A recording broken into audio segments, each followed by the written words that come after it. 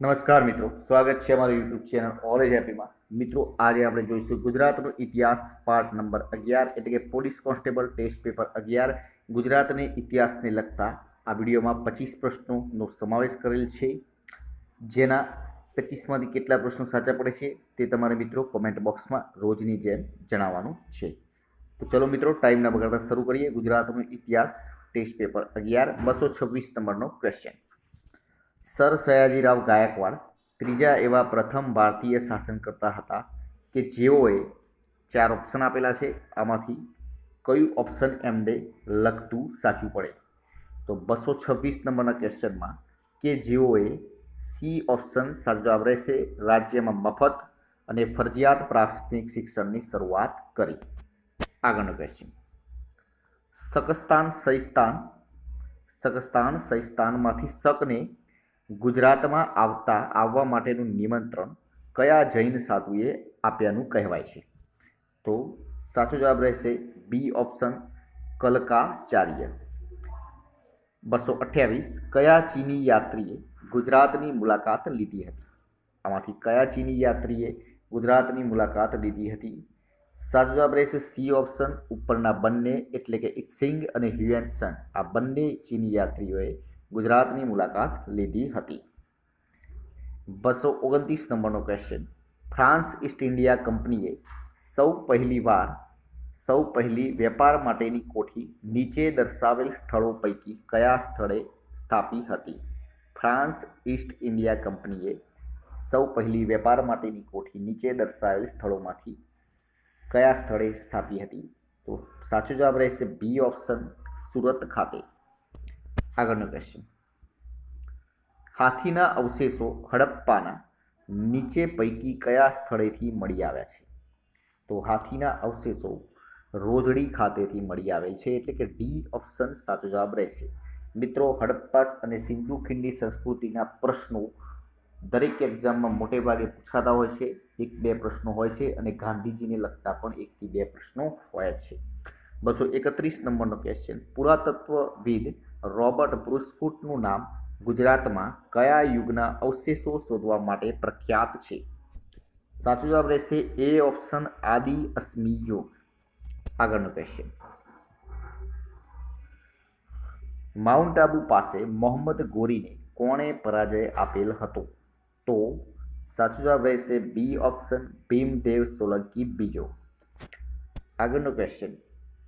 ગુજરાતમાં ગુપ્ત વંશના શાસન બાદ કયા વંશના શાસકોએ ઈસવીસન 5મી થી 8મી સદી દરમિયાન શાસન કરેલ હતું? 233 નંબરના ક્વેશ્ચનમાં સાચો જવાબ રહેશે એ ઓપ્શન, મૈત્રક વંશ, એટલે કે એ ઓપ્શન સાચો જવાબ રહેશે.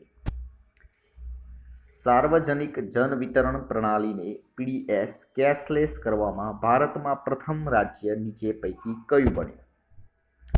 C option, Gujarat. આગળનો ક્વેશ્ચન 235 નંબરનો ક્વેશ્ચન. ગુજરાતના કયા સ્થળ ખાતે સિંધુ સંસ્કૃતિ સમયના નિશાનીવાળા કે નામવાળા પાટિયા કે બોર્ડ એટલે કે હરપ્પન સાઇન બોર્ડ મળી આવ્યા છે? કયા સ્થળ ખાતેથી? 235 નંબરના ક્વેશ્ચનમાં સાચો જવાબ રહેશે સી ઓપ્શન, ધોળાવીરા ખાતેથી. આગળનો ક્વેશ્ચન.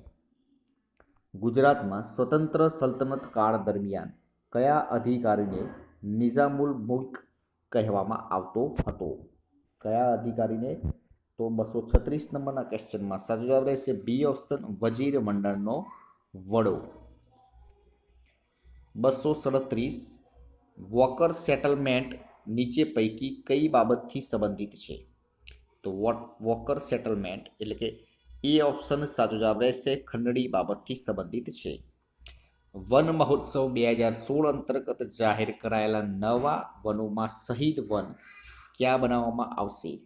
238માં ક્વેશ્ચનમાં સાચો જવાબ રહેશે સી ઓપ્શન, બુચરમુરી ખાતે. પાટણના સિલ્કના પટોળા સાડીના વણાટનો ઉદ્ભવ કયા શાસકોના સમયમાં થયેલ હતો? કયા શાસકના સમયમાં? એ ઓપ્શન, સોલંકી વંશના શાસકોના સમયમાં તેનો ઉદ્ભવ થયો હતો. 240 નંબરના ક્વેશ્ચનમાં ગાંધીજીની આત્મકથાનો અંગ્રેજીમાં અનુવાદ કોણે કર્યો હતો? ડી ઓપ્શન મહાદેવભાઈ દેસાઈએ. ભગવદ ગોમંડળ શબ્દકોશના સંપાદક કોણ હતા? તો બી ઓપ્શન સાચો જવાબ રહેશે ચંદુલાલ બેચરદાસ પટેલ. આગળનો ક્વેશ્ચન. જ્યારે દિલ્હીમાં રાજવી 242 જ્યારે દિલ્હીમાં રાજવી તરીકે હુમાયુ હતો ત્યારે ગુજરાતમાં કોનું શાસન હતું? બી ઓપ્શન સાચો જવાબ રહેશે બહાદુર શાહ. સ્કંદગુપ્ત દ્વારા સૌરાષ્ટ્રના સુબા તરીકે કોની નિમણૂક કરવામાં આવી હતી? 243માં સી ઓપ્શન સાચો જવાબ રહેશે પર્ણદત્ત. અલાઉદ્દીન ખલજીએ ગુજરાત પર આક્રમણ કર્યું ત્યારે ગુજરાતની રાજધાની કઈ હતી? એ ઓપ્શન પાટણ. નીચે દર્શાવેલ રાજવીઓ પૈકી કયો રાજવી સંસ્કૃતિનો આશ્રયદાતા અને શુદ્ધ સંસ્કૃત ભાષામાં પ્રારંભિક તબક્કામાં સૌરાષ્ટ્રમાં શિલાલેખો કોતરાવનાર હતો? 245 સાચો જવાબ રહેશે બી ઓપ્શન રુદ્રદામા. ગુજરાતના સુલતાન અહેમદ શાહે અમદાવાદને રાજધાની તરીકે કયા વર્ષમાં સ્થાપિત કરી? એ ઓપ્શન ઈસવીસન 1411માં. ગાંધીજીની હત્યા કઈ તારીખે થઈ? તો ગાંધીજીની હત્યા 30 જાન્યુઆરી 1948ના રોજ. ગુજરાતના મુખ્યમંત્રી શ્રી વિજયભાઈ રૂપાણીએ ઉના તાલુકાના દેલવાડાને પ્રથમ ડિજિટલ પેમેન્ટ એનેબલ્ડ વિલેજ જાહેર કર્યું. તો કઈ તારીખ આવે? તો સાચો જવાબ રહેશે 248માં બી ઓપ્શન 24મી ડિસેમ્બર 2016ના રોજ. કયા મુખ્યમંત્રીના શાસનકાળમાં ધુવારણ વીજ મથકની શરૂઆત થઈ હતી? બળવંતરાય મહેતાના શાસનકાળ દરમિયાન. And last question. ગુજરાતમાં સૌપ્રથમ અનાથ આશ્રમની સ્થાપના કોણે કરી હતી? તો ગુજરાતમાં સૌપ્રથમ અનાથ આશ્રમની સ્થાપના મૈપતરામ રૂપરામે કરી હતી. તો આ હતા આજના 25 ક્વેશ્ચન. 25માંથી કેટલા પ્રશ્નો સાચા પડે કોમેન્ટ બોક્સમાં જરૂરથી જણાવજો. વિડીયો પસંદ આવે તો લાઇક કરજો, શેર કરજો, ચેનલને સબસ્ક્રાઈબ કરવું ના ભૂલતા, જેથી કરીને આવનાર દરેક વિડીયોની નોટિફિકેશન આપને સૌપ્રથમ મળી રહે અને આપણી તૈયારીમાં વધારો થઈ શકે. કાલે ફરીથી નવા વિડીયો સાથે મળીશું. જય હિન્દ, જય ભારત.